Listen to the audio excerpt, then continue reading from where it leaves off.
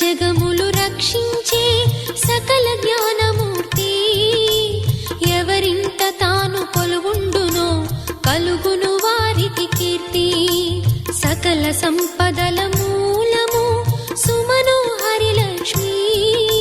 శ్రీ చక్రవాసిని మాత శ్రీ విష్ణు ధర్మ పత్ని.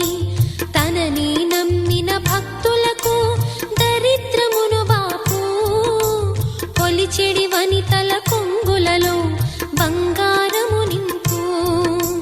అష్టలక్ష్ముల రూపున అవతారం దాల్చినది.